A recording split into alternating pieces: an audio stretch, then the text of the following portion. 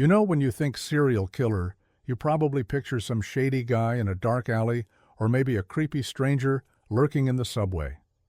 You probably don't imagine a guy with a neat police officer's uniform, sharp haircut, and a badge glinting under the Siberian sun, right? Well, let me introduce you to Russia's own twist on the bad cop story, Mikhail Popkov, a man who spent as much time patrolling the streets and handing out tickets as he did roaming forests and collecting victims. By day he was Misha the lawman, and by night, well, he was the werewolf that haunted every mother's worst nightmare in Angarsk. I know what you're thinking. Wait, the most feared criminal in modern Russia is a cop? Yeah, don't adjust your screen. This really happened. Picture Russia in the 1990s, a land where disco spills out of grimy bars, everyone's struggling to adapt to new freedoms, and the police don't get paid enough to care about much beyond their own wallets. Add long nights, cold winds, and a recipe for trouble. Enter Popkov, the local police hero, the guy you'd call if you got mugged or wanted help finding your lost dog. He'd flash that trademark grin, slide into his patrol car, and give you a sense that order really was possible, even here in Siberia. He made people feel safe. How's that for rotten irony? But here's the twist. That official cop car wasn't just a ride to safety. For dozens of unlucky women, it was the last thing they ever saw. Sounds like the plot of a trashy crime thriller, but reality beat fiction on this one. While his wife and daughter thought he was out providing protection, Misha was moonlighting as a cold-blooded predator. The court papers call him Russia's most prolific living serial killer. But even that doesn't capture the jaw-dropping scale and audacity. 83 confirmed victims. Yes, 83. Some say it might be more like 200. And all this while wearing a uniform and carrying the authority of the law. No wonder he picked up the nickname Werewolf. By day he blended in as one of the good guys, by night. Let's just say even the bravest detectives recoiled at his crimes. It's not just the body count that made Popkov a legend in the annals of Russian creepiness. It's how he did it. Nobody suspected the friendly cop with the family photos on his desk. In a country where the police are viewed with a mix of suspicion and resignation, he exploited that blurry line better than any Hollywood villain. He'd cruise around after dark, sometimes even while technically on duty, offering rides to women who'd had a little too much to drink or simply didn't want to walk home alone. Trusting the local cop, they got in the official car. From there it was a one-way trip into the cold forests, never to return. The local police, his own colleagues, would investigate the murders. Want another layer of irony?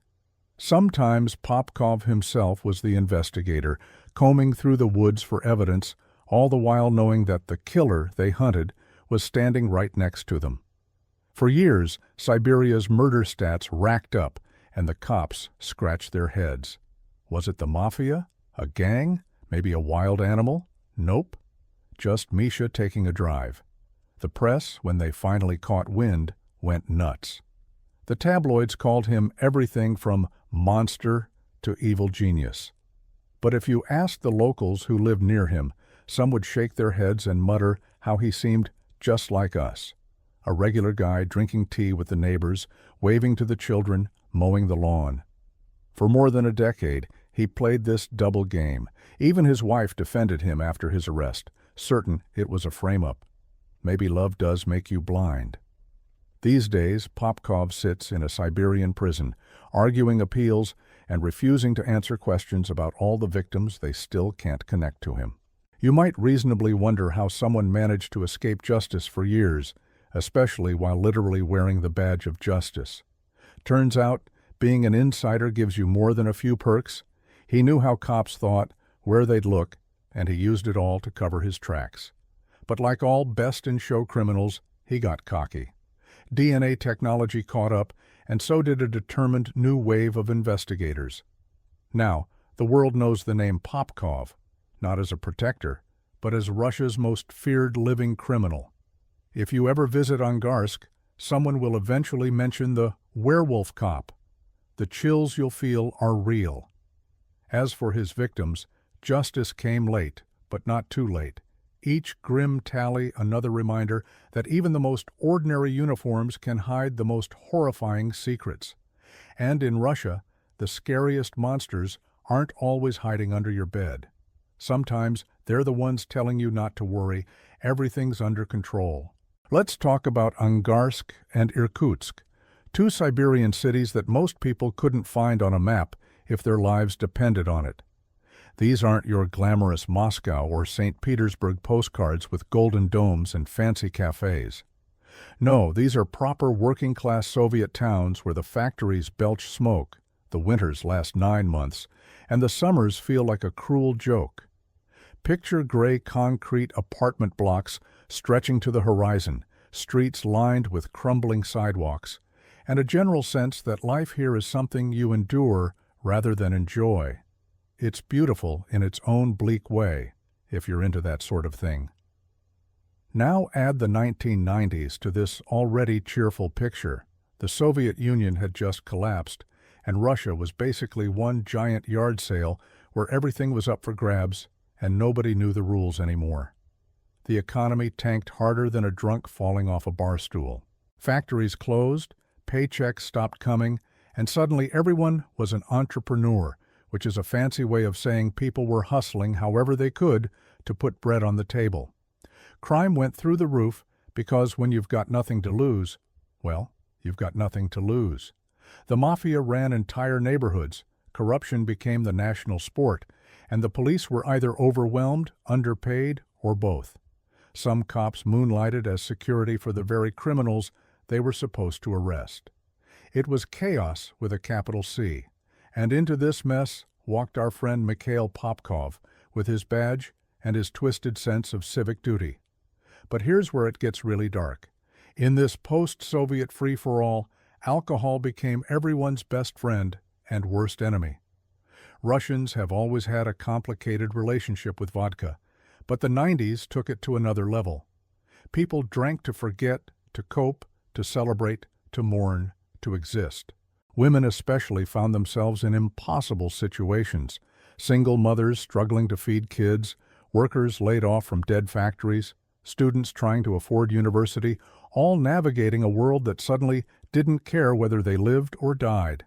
So they'd go out, have a few drinks with friends, try to find some joy in the darkness, and then face the long walk home through unlit streets where streetlights had been broken for months, and nobody bothered fixing them. Public transportation stopped running after a certain hour because who had money to keep buses going all night? Taxis were expensive and often driven by criminals themselves. So what's a tired woman to do when she's had a few drinks and needs to get home at 2 in the morning? Well, if a friendly police officer in an official car pulls up and offers a ride, you'd probably say yes, right? That's exactly what Popkov counted on. He knew the streets, knew the schedules, knew where the vulnerable would be. He'd cruise around like some kind of predatory shark in his police vehicle, spotting women stumbling home alone, women waiting at bus stops that no bus would visit, women who looked like they could use help. And here's the sick genius of it. He wasn't some scary stranger in a dark van. He was authority. He was safety. He had the uniform, the car, the badge, the whole package. In a city where most people feared or distrusted the police anyway, the ones who did trust them were the easiest targets.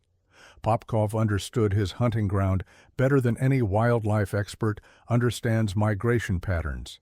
He knew that Siberian forests surrounded these cities like a dark embrace, sprawling for miles with dirt roads leading nowhere, and clearings where nobody would hear a scream. He knew that in the chaos of post-Soviet Russia, a few missing women wouldn't raise immediate alarms. Society was falling apart anyway. People disappeared into debt, into drugs, into new lives in other cities. Who would notice a few more ghosts? The local authorities certainly had bigger problems, or so they thought. Murders happened, sure, but they were often written off as domestic disputes, gang violence, or just the cost of doing business in the new Russia. Women found dead in forests? Probably got drunk, wandered off, froze to death, or ran into the wrong crowd. Nobody connected the dots because nobody wanted to believe that one of their own cops could be systematically hunting people like animals. The hunting ground was perfect, the prey was vulnerable, and the hunter wore a badge. Angarsk and Irkutsk became Popkov's personal playground, and for over a decade he played his sick game while the rest of Siberia tried to survive the apocalyptic hangover of the Soviet collapse. It's almost poetic how the chaos of an entire era created the perfect conditions for one man's nightmare to flourish. Almost poetic, but mostly just horrifying. So, when exactly did Officer Popkov decide that protecting and serving wasn't enough excitement for one lifetime? The year was 1992, and Russia was still reeling from the Soviet hangover. Mikhail was cruising the streets of Angarsk in his police uniform, probably thinking deep thoughts about justice and morality, when something in his brain apparently short-circuited. Maybe it was the stress of the times, maybe it was something darker that had been lurking all along, but whatever it was, it turned a cop into a killer. His first victim was a woman he picked up late at night, someone who made the fatal mistake of trusting a police officer offering a ride home. He drove her out to the forests surrounding Angarsk, those endless stretches of birch and pine where the only witnesses are trees and the occasional confused bear. What happened next set the template for dozens of murders to come. Brutal attacks with an axe and knife, mutilation that suggested rage beyond comprehension, and a body left in the wilderness like discarded trash. The irony here is so thick you could cut it with one of his weapons. This wasn't some desperate criminal stealing to survive or some gangster settling scores. This was a man sworn to uphold the law, a guy who literally arrested people for breaking rules, deciding that he was above all that pesky morality stuff. And his reasoning? Oh, you'll love this. Popkov later claimed he was cleansing the streets of immoral women, prostitutes, and drunks who were supposedly corrupting society. Never mind that he was married, had a daughter, and was himself driving around at ungodly hours hunting people like they were game animals. The hypocrisy is almost impressive in its scale, but here's what made Popkov especially dangerous. He wasn't just any killer. He had insider knowledge that would make any criminal jealous. He knew how police investigations worked because he was part of them. He understood crime scene procedures, knew what evidence investigators looked for, and had access to police databases and communication systems. It's like giving a burglar the keys to every house in town and a copy of the security schedules. He could monitor investigations into his own crimes, steer colleagues away from promising leads, and generally play puppet master with the justice system. His police car was the ultimate weapon in his arsenal. In most serial killer cases, the hardest part is getting victims to trust you enough to get into your vehicle. Popkov skipped that whole challenge. The official police car did all the work for him. Women saw those familiar markings, that government plate, and thought safety instead of danger. He'd flash his badge, maybe make up some story about checkpoints or offering assistance, and just like that, he had total control. The vehicle also gave him freedom to roam without suspicion. A random car cruising residential areas at 3 in the morning looks creepy. A police car doing the same thing? Just a cop on patrol, keeping the streets safe. The locals probably felt reassured seeing him drive by. Little did they know he was shopping for victims. And when he drove those women into the forests, nobody questioned a police vehicle on remote roads. He could take his time, do his horrific work, and drive back into town with blood on his hands, but authority on his side. Those early kills in 1992 established his pattern. Target vulnerable women, usually intoxicated, usually alone, usually at night. Offer them a ride they couldn't refuse. Drive to isolated forest locations he'd scouted beforehand. Attack with overwhelming violence using an axe and knife he kept in the car. Mutilate the bodies in ways that suggested he got some sick satisfaction from the act. Then leave them in the woods and return to his normal life like nothing happened. Shower, change, kiss his wife good morning, play with his daughter, show up for his police shift. and maybe even investigate a crime or two. The compartmentalization required for this double life is staggering. Most people can't even remember to separate their work and personal emails, but this guy was separating loving family man from forest monster on a daily basis. His colleagues noticed nothing unusual. His family suspected nothing. His neighbors thought he was a stand-up guy. Meanwhile, bodies were piling up in the Siberian wilderness, and the only person who knew the connection was the one wearing the badge. The first kills opened a door that Popkov would walk through again and again for the next 14 years. Each murder made him bolder, more confident that he'd never get caught. After all, who investigates the investigators? Who suspects the protector?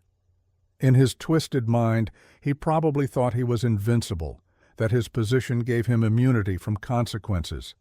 And for a disturbingly long time, he was absolutely right. Bodies started turning up in the forests around Angarsk and Irkutsk with disturbing regularity throughout the 1990s and into the 2000s. Hikers would stumble across them, mushroom pickers would find them, sometimes hunters looking for deer would instead discover something far more grim. Each time, the same brutal signature: women attacked with axes and knives, bodies mutilated in ways that made even hardened investigators turn pale, victims left among the birch trees, like Popkov, was some kind of deranged artist leaving his work for the world to find. The problem was, nobody realized they were looking at one artist's collection. In their minds, these were separate tragedies, random acts of violence in a country drowning in chaos. You have to understand that 1990s Russia was basically a crime statistics nightmare. Murders were happening everywhere, for every reason imaginable. Gang violence, domestic disputes, robbery gone wrong, drunken brawls that ended fatally, contract killings, you name it. The police were overwhelmed, underfunded, and often undertrained. So when bodies showed up in forests, investigators would look at each case individually, maybe connect 2 or 3 if they were lucky, but the idea that one person could be responsible for dozens, that seemed almost fantastical. Plus, there was the victim problem, and yes, that sounds callous. But let's be honest about how society worked back then. Most of Popkov's victims were women who'd been drinking, some were sex workers, others were simply poor women trying to get by in impossible circumstances. Russian society in the 90s wasn't exactly progressive about these things. There was an ugly tendency to blame victims, to suggest that women who drank or worked the streets were somehow asking for trouble. So when these women turned up dead, the investigation priority level wasn't exactly sky high. Families would report them missing, sure, but follow-up was sporadic at best. The attitude seemed to be that these women had made bad choices and paid the price. Case closed, moving on. Nobody wanted to admit that a predator was systematically hunting people society had already written off as disposable. The jurisdictional nightmare didn't help either. Popkov killed across different districts and regions, which meant different police departments were handling different cases. In Russia's sprawling bureaucratic system, getting multiple departments to cooperate and share information was like herding cats wearing ice skates. Each department had its own files, its own theories, its own way of doing things. What looked like a pattern when you put all the cases together just looked like isolated incidents when each department only saw their own piece of the puzzle. And remember, this was before modern computer databases made information sharing easy. We're talking paper files, phone calls, maybe a fax machine if you were lucky. Connecting dots across hundreds of miles of Siberian territory was nearly impossible when the dots were stored in filing cabinets in different cities. But here's the really infuriating part. Popkov wasn't just benefiting from systemic failures. He was actively exploiting his position to stay ahead of investigations. As a police officer, he had legitimate reasons to ask questions about ongoing cases, to access files, to know what leads investigators were pursuing. Imagine a fox not only guarding the henhouse, but also getting regular updates on which hens the farmers were most worried about. He could adjust his methods, change his patterns, and avoid detection, because he knew exactly what investigators were looking for. Some reports suggest he even participated in searches for his own victims, walking through forests with fellow officers, pretending to look for clues while knowing exactly where the bodies were because he'd put them there. The psychological game he was playing required nerves of steel and absolutely zero conscience. DNA technology existed in the 90s, but it wasn't nearly as advanced or accessible as it is today, especially not in regional Russian police departments operating on shoestring budgets. Even when DNA evidence was collected from crime scenes, the databases were limited, the testing was expensive and slow, and there was no guarantee anyone would connect one sample to another. Popkov left evidence behind, sure, but without the technology to properly analyze and cross-reference it, that evidence just sat in evidence rooms, gathering dust. The pattern was there, screaming to be noticed, but nobody could hear it through all the noise. 83 women, possibly more, and the only person who saw the full picture was the one creating it. Popkov operated in plain sight, hiding behind his badge, his uniform, and a system too broken to catch him. Every unsolved case made him bolder. Every failed investigation made him more confident. By the early 2000s, he'd been killing for over a decade, and the authorities were no closer to identifying him than they were after the first murder. It was a perfect storm of societal indifference, bureaucratic dysfunction, and one very smart predator who understood the game better than the people trying to stop him. For 14 years, Mikhail Popkov lived a charmed life while leaving a trail of bodies that would make any horror movie villain jealous. 14 years. That's longer than some people spend in school, longer than most marriages last these days, and certainly long enough for someone to get caught if the system was working properly. But the system wasn't working, and Popkov knew it better than anyone because he was part of that system. Every morning he'd wake up, put on his police uniform, kiss his wife goodbye, and head off to work like any other dutiful public servant. Every night he'd come home, maybe help his daughter with homework, watch some television, and blend seamlessly into the fabric of normal suburban life. Except on those nights when he didn't come straight home, when he'd cruise the streets looking for prey, when he'd add another victim to his collection, and then return to domesticity like he'd just been working overtime. The investigators working these cases weren't incompetent idiots despite how this story makes them look.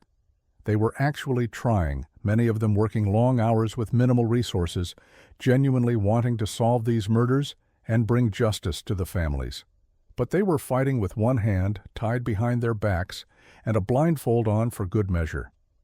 The DNA technology available in the 90s and early 2000s was primitive compared to what we have now.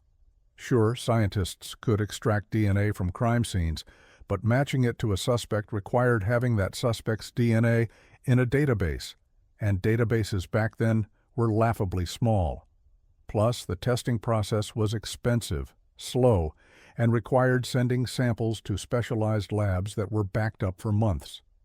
By the time results came back, the trail was ice cold, and investigators had moved on to newer cases. But even beyond the technology limitations, there was the fundamental problem of perspective. Nobody was looking for a cop. Why would they? Police officers are supposed to be the good guys, the ones solving crimes, not committing them. So when investigators built profiles of their unknown killer, they imagined criminals, drifters, mentally unstable loners, anyone except the guy who might be sitting in the next office drinking tea and filing reports. This blind spot was Popkov's greatest asset. He could literally stand next to detectives discussing the murders, offer his thoughts on the case, maybe even suggest leads to follow, all while knowing he was the one they were hunting. It's like playing hide-and-seek when you're also the person counting. The bureaucratic mess of Russian law enforcement made things even worse. Different regions had different leadership, different priorities, different levels of funding and competence. Getting everyone to work together was nearly impossible, especially when many departments were territorial about their cases and reluctant to share information. There's an old joke that the only thing Russian bureaucrats do efficiently is create more bureaucracy, and that definitely applied here. Files would get lost, requests would go unanswered, promising leads would die in committee meetings, and meanwhile, Popkov kept adding to his body count. Some investigators did start noticing patterns, connecting a few murders here and there, but they lacked the authority or resources to pursue larger theories. The sheer scale of what Popkov was doing seemed impossible to most people. Serial killers who claimed dozens of victims were the stuff of American crime shows and sensational books, not something that happened in their Siberian cities. So even when evidence pointed toward a single perpetrator, many investigators dismissed it as coincidence or copycat crimes. The idea that one person could be responsible for so many deaths, could operate for so many years without making a fatal mistake, seemed too absurd to take seriously. And Popkov was careful, at least by the standards of someone committing multiple murders. He varied his locations enough to avoid creating an obvious geographic pattern. He chose victims who were already marginalized, whose disappearances wouldn't trigger massive manhunts or media attention. He used his police knowledge to avoid leaving obvious evidence or falling into investigative traps. He was methodical, patient, and disciplined in a way that most criminals aren't. Most killers eventually slip up because they get cocky or sloppy or desperate. Popkov stayed cold and calculated, treating murder like it was just another job that required professional attention.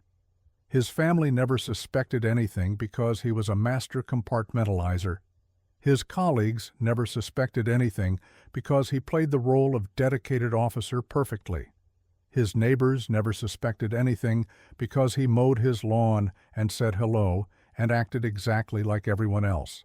The perfect disguise isn't a fake mustache or a foreign accent. It's being so thoroughly ordinary that nobody looks twice.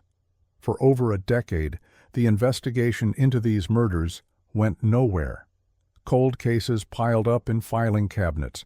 Families gave up hope of ever getting answers. The media occasionally ran stories about the unsolved forest murders, but eventually lost interest because there were always newer tragedies to cover. Popkov watched it all unfold from his privileged position inside the system, probably feeling untouchable, probably believing he'd gotten away with it forever. And honestly, if technology hadn't caught up, he might have been right. By 2012, DNA technology had come a long way from the clunky, expensive procedures of the 90s. What once took months and cost a fortune could now be done in weeks for a fraction of the price. More importantly, Russian law enforcement was finally getting serious about building comprehensive DNA databases and revisiting cold cases with modern forensic tools.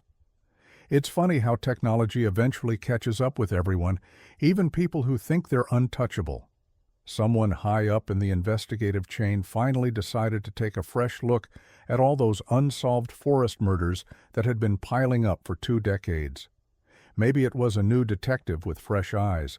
Maybe it was pressure from victims' families who refused to let the cases die, or maybe someone just got tired of having a stack of unsolved murders, making their department look incompetent.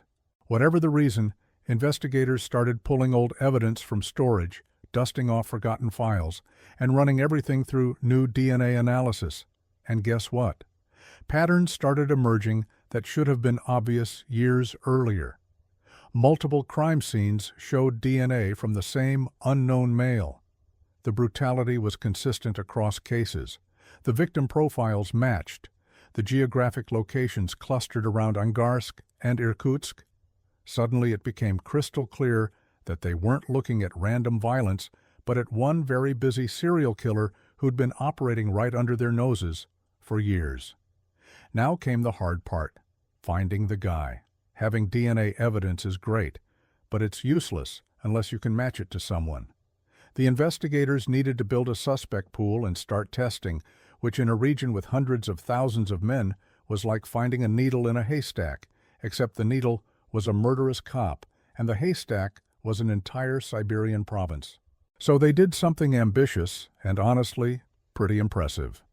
They launched a mass DNA collection campaign targeting men who fit the general profile: age range, geographic location, vehicle access, the works.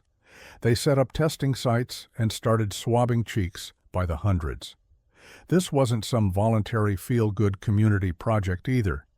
They leaned on people, made it clear that refusing to provide DNA would look mighty suspicious, and basically turned the investigation into a dragnet that would make any civil liberties advocate nervous. But hey, when you're hunting someone who's killed at least 83 women, niceties tend to go out the window. The testing went on for months. Hundreds of samples came back negative. Investigators started second-guessing whether their theory was right, whether the killer had died or moved away, whether they were wasting time and resources on a ghost.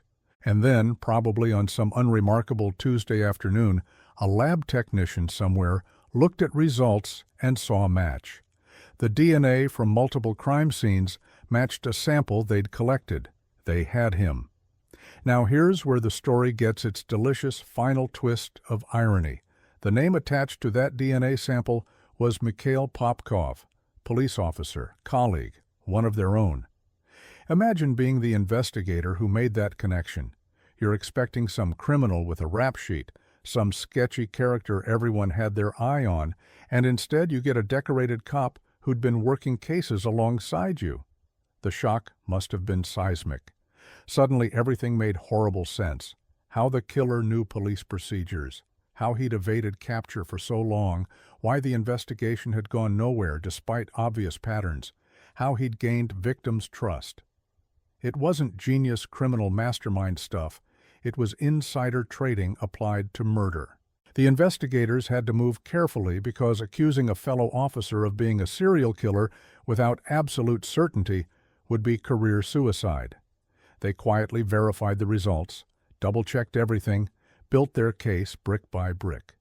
They probably watched him for a while, making sure he didn't suspect anything, gathering additional evidence. Can you imagine the paranoia? Working alongside someone you now know is a monster, pretending everything's normal, waiting for the right moment to make your move. When they finally arrested him in June 2012, Popkov apparently seemed shocked that his run had ended. After 14 years of perfect freedom, the idea that technology and persistence had caught up with him must have been jarring. He'd gotten so comfortable in his double life, so confident in his invincibility, that the arrest probably felt surreal. One day he's Officer Popkov making his rounds, the next he's in handcuffs being perp-walked past his stunned colleagues. The media went absolutely insane when the story broke. Police officer arrested for serial murders is the kind of headline that sells papers and crashes websites. The irony was too delicious, the betrayal too profound. Russians love a good corruption scandal, but this went beyond typical dirty cop stories. This was a cop who'd used his position not to take bribes or shake down criminals, but to hunt and kill vulnerable women for over a decade. The scandal rippled through law enforcement, raising uncomfortable questions about oversight, screening, and how many other monsters might be hiding behind badges. For the victims' families, the arrest brought a complicated mix of relief and rage. Relief that someone was finally being held accountable, rage that it had taken so long that the killer had been hiding in plain sight the whole time. Justice was coming, but it was 14 years too late for 83 women who'd trusted the wrong cop on the wrong night. Once Popkov was in custody, investigators faced the tricky task of getting him to talk. Some criminals clam up immediately, lawyer up, deny everything until their dying breath. Not our guy. Popkov actually started confessing, though calling it a confession makes it sound like he felt remorse, which he absolutely did not. What he did was more like a businessman reviewing his portfolio, calmly recounting his crimes with the detached professionalism of someone discussing quarterly sales figures. The interrogation footage is chilling, not because he's ranting like a lunatic, but because he's so utterly normal about the whole thing. He sits there in his plain clothes, no longer wearing the uniform that gave him so much power, and talks about murder like other people talk about their commute to work. Investigators asked him why, the question everyone wants answered when faced with incomprehensible evil, and his response was a masterpiece of twisted logic. He claimed he was cleansing the streets of immoral women, prostitutes, and drunks who were corrupting society and setting bad examples. In his warped worldview, he was actually performing a public service, ridding Angarsk and Irkutsk of undesirable elements that the legal system wasn't dealing with properly. Never mind that he himself was married, had a family, and spent his nights prowling for victims like the exact kind of predator he claimed to be eliminating. The hypocrisy is so staggering, it almost becomes impressive. This is a guy who appointed himself judge, jury, and executioner, based on moral standards he himself violated constantly. He talked about his victims with contempt, describing them as women who drank too much, dressed provocatively, or worked in the sex trade, as if any of those things justified being axed to death in a forest. The misogyny dripping from his statements is breathtaking. He genuinely seemed to believe that these women were less than human, that their lifestyle choices meant they deserved what happened to them. It's the kind of reasoning that makes you want to reach through the screen and shake some sense into him, except no amount of shaking would fix what's broken in that brain. What's fascinating in a horrible way is how he compartmentalized his life. Investigators kept pressing him. How did you go home to your wife and daughter after committing these murders? How did you look them in the eye? How did you function as a normal person? And Popkov's explanation basically boiled down to treating murder as a separate job from his family life. When he was hunting, he was in one mode. When he was home, he switched to another mode. It's like he had different personalities for different roles, except instead of being a businessman by day and a painter by night, he was a family man by day and a serial killer by night. His wife apparently had no idea, which either means he was an Oscar-worthy actor or she was remarkably unobservant. Probably a bit of both. She defended him initially after his arrest, insisting there must be some mistake, that her Misha couldn't possibly be capable of such things. It's hard to blame her for the denial because accepting that you've been married to a monster for decades, that you've shared a bed and raised a child with someone who spent his free time murdering people, that's not something the human brain wants to process. His daughter was equally blindsided, suddenly having to reconcile the loving father she knew with the headlines screaming about Russia's most prolific serial killer. The family's world imploded overnight, and unlike Popkov's victims' families who at least got closure, his own family got the special hell of being related to the monster. But here's where the story takes another dark turn. The initial confession only covered a fraction of his crimes. At first, Popkov admitted to the murders they could definitively link to him through DNA and other evidence. He confessed to enough to ensure conviction, but held back on the full scope. It wasn't until later, during additional interrogations and after his conviction, that he started revealing more. In 2018, years after his initial arrest, he suddenly confessed to dozens of additional murders. 22 more victims just casually added to the tally, like he was updating a grocery list. Why the delay? Maybe he enjoyed having secrets, holding power over the investigation, even from prison. Maybe he wanted to stay relevant, keep his name in the papers, maintain some twisted form of celebrity. Or maybe confessing slowly gave him more opportunities to relive his crimes, to talk about what he'd done and feel that rush of control again. Whatever his reasoning, each new confession was a fresh wound for investigators and families who thought they'd heard the worst of it. The total climbed from the initial charges to 22 confirmed, then kept climbing as more evidence was uncovered and more confessions emerged, eventually reaching 83 confirmed victims. And that's just what he admitted to, or what could be proven. His casual attitude about murder, his complete lack of empathy, his self-righteous justifications, all of it painted a picture of someone fundamentally broken in ways that make psychologists write entire papers. He didn't kill because he was abused as a child or because society wronged him. He killed because he wanted to, because he could, and because he'd convinced himself he had the right. That's perhaps the scariest part. He never saw himself as the villain. The first trial kicked off in 2015, 3 years after Popkov's arrest, which in Russian legal terms is actually pretty speedy considering the mountain of evidence prosecutors had to organize. They charged him with 22 murders initially, the ones they could prove beyond any shadow of doubt with DNA evidence, witness testimony, and his own confessions. The courtroom in Irkutsk became ground zero for one of Russia's most sensational trials in recent memory. News crews camped outside, reporters jostled for seats inside, and the whole country tuned in to watch a former police officer face justice for crimes that defied comprehension. Popkov sat in the defendant's cage, that distinctive Russian courtroom feature that makes defendants look like dangerous zoo animals, which in his case was pretty accurate. He looked ordinary, almost boring, which somehow made the whole thing more disturbing. This wasn't some wild-eyed maniac frothing at the mouth. This was a middle-aged guy who could be anyone's neighbor, anyone's co-worker, anyone's dad. The prosecution laid out their case with methodical precision, walking through each murder, presenting forensic evidence, showing crime scene photos that made observers physically ill. They brought in experts who testified about the DNA matches, about the weapons used, about the patterns that connected all these deaths. The evidence was overwhelming, almost redundant in its completeness. Any one piece might have been enough to convict. Together they built a wall of proof that no defense attorney could possibly scale.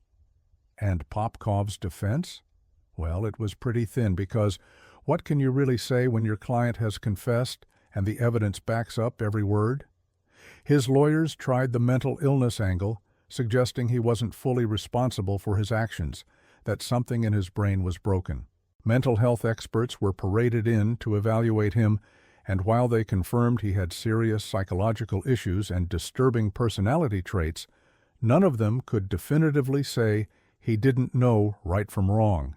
He'd been functional enough to hold down a job, raise a family, and evade capture for 14 years.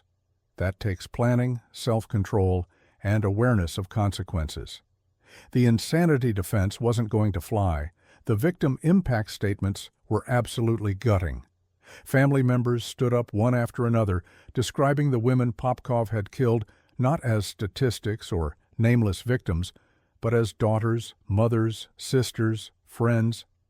They talked about the holes left in their lives, the decades of not knowing what happened, the relief mixed with horror when they finally got answers. Some cried, some raged. Some just stared at Popkov with expressions that could melt steel. He sat there taking it all in with minimal visible emotion, occasionally looking down or away, but never showing anything resembling genuine remorse. If he felt bad about what he'd done, he had a funny way of showing it. The verdict was never in doubt. In December 2015, the court found him guilty on all 22 counts and sentenced him to life imprisonment. Life in a Russian prison isn't like cushy Scandinavian rehabilitation centers with yoga classes and vocational training. It's cold, brutal, and designed to make you regret every choice that brought you there. Popkov would spend the rest of his days in a tiny cell, probably in solitary confinement for his own protection, because even hardened criminals have standards and cop killers don't exactly make friends in prison. But wait, there's more, because apparently 22 life sentences weren't enough. In 2017, investigators announced they'd connected Popkov to dozens more murders through additional DNA evidence and his supplemental confessions. The guy just kept admitting to more killings like he was trying to set some kind of record. So in 2018, he went on trial again, this time for 56 additional murders. 56. The second trial was like a horrible sequel where everything was bigger and worse. More victims, more evidence, more grieving families filling the courtroom. Prosecutors presented the expanded case with the same thoroughness, though by now everyone knew how it would end. Popkov was already serving life, but Russian law wanted each victim properly accounted for, each family properly acknowledged. The second trial wasn't really about punishing Popkov anymore, since you can't get more than life imprisonment. It was about documentation, about making sure history recorded the full scope of his crimes, about giving every victim's family their day in court.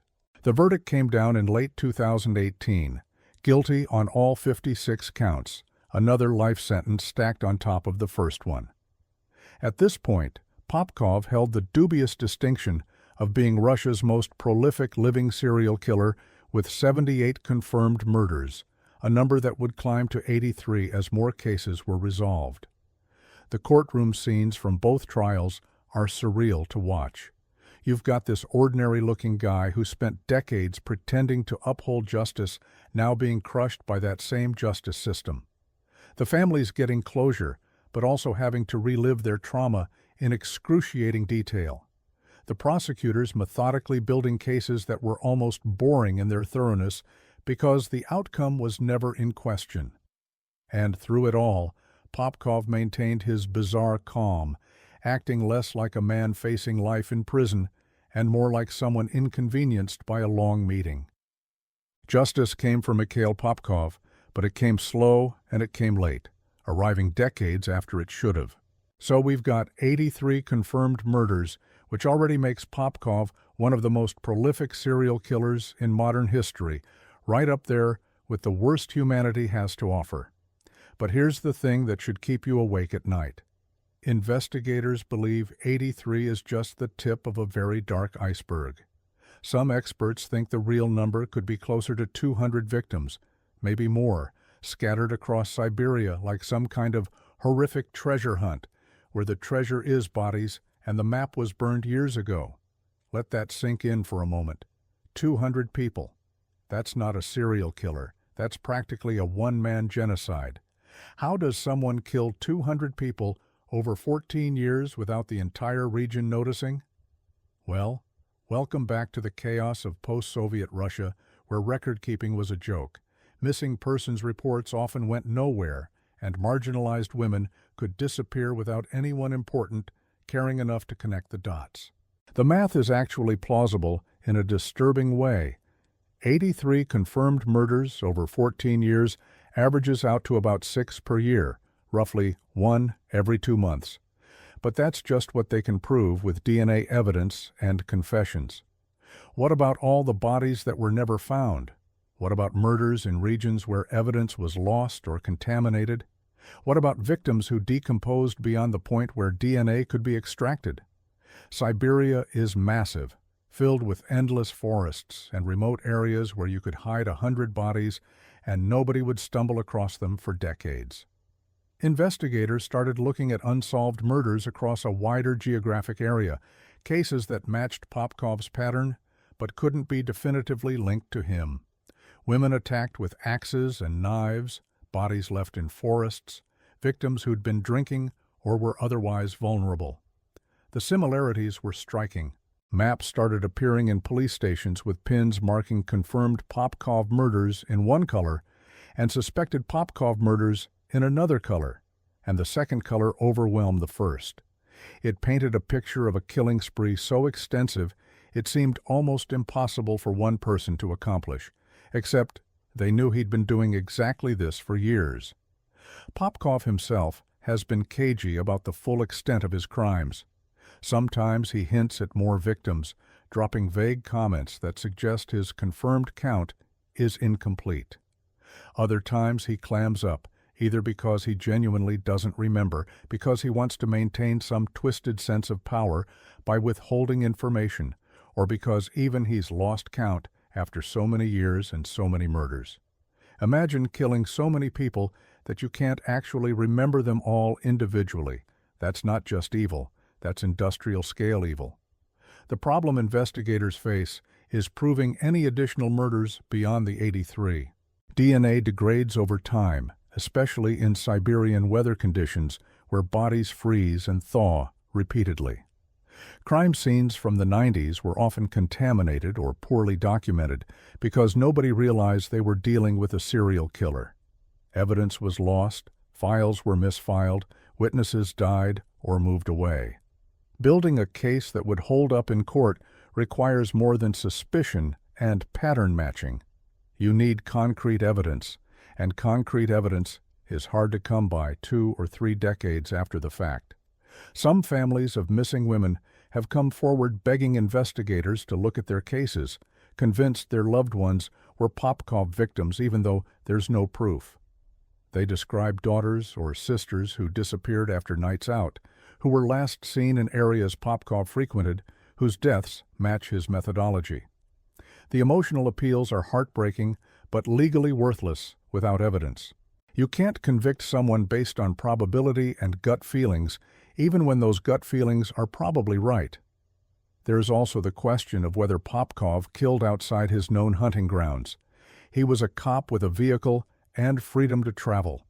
What's to stop him from taking road trips to other cities, other regions, expanding his territory like some kind of serial killer entrepreneur, diversifying his portfolio?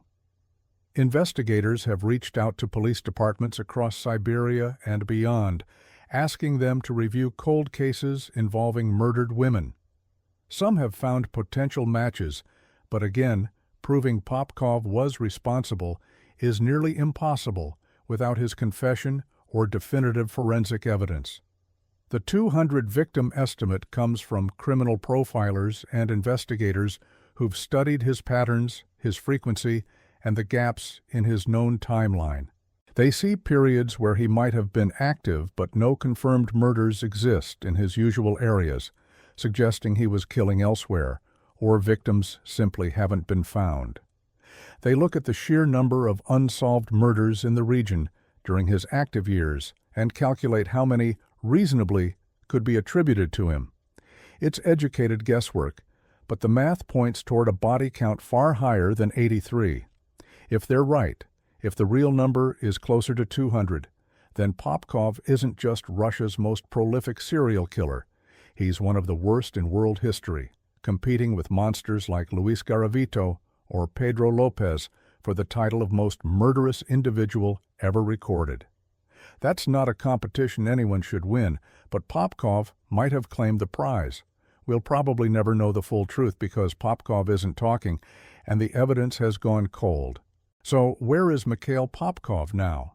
Well, he's exactly where he should be, locked in a Russian prison serving multiple life sentences with no possibility of parole, which in Russia means you're there until you die. No exceptions, no early release for good behavior, no second chances. He's currently housed in a maximum security facility where his days consist of a tiny cell, minimal human contact, and a whole lot of time to think about what he's done, though whether he actually feels any remorse is highly doubtful.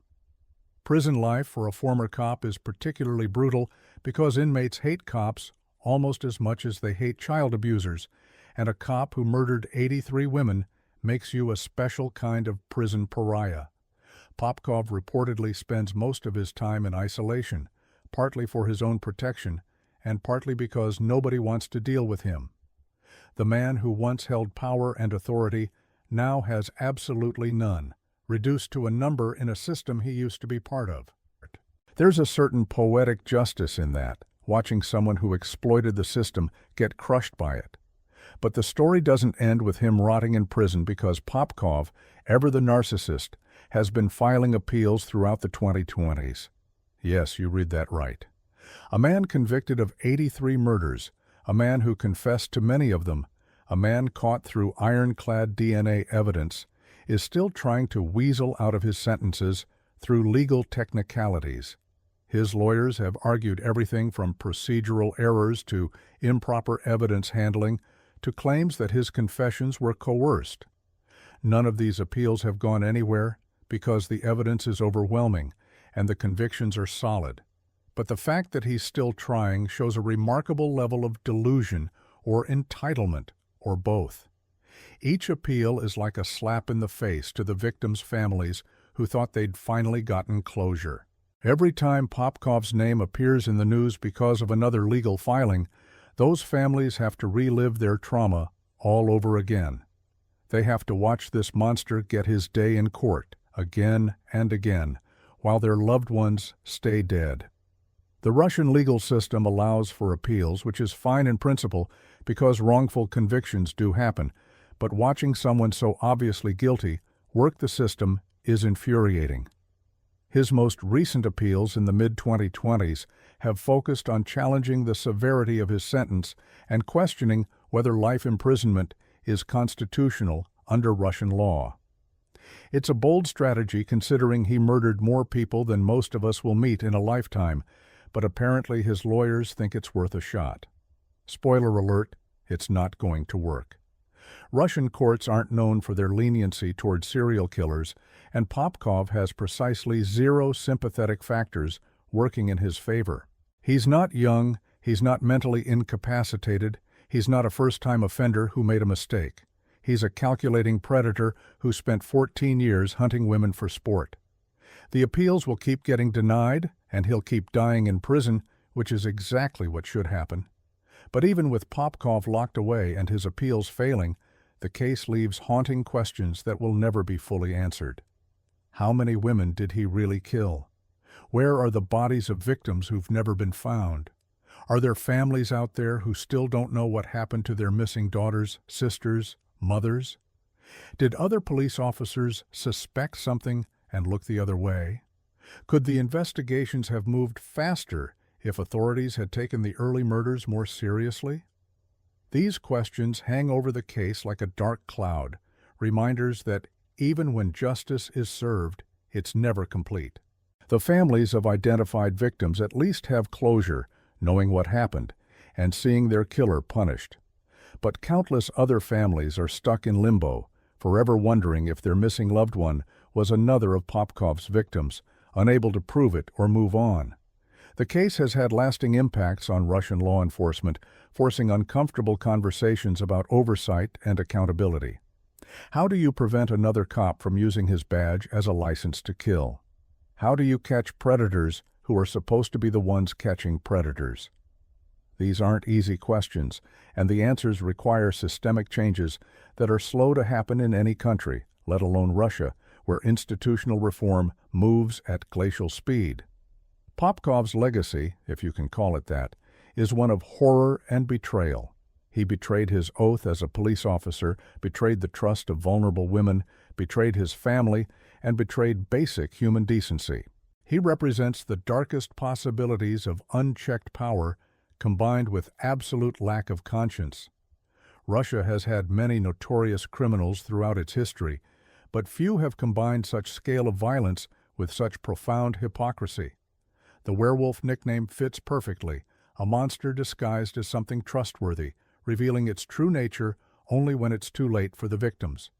He sits in his cell today, alive, while 83 confirmed victims and possibly hundreds more are dead, and that arithmetic will never balance. Justice caught up with Mikhail Popkov, but it took 14 years too long and left questions that will haunt Siberia forever.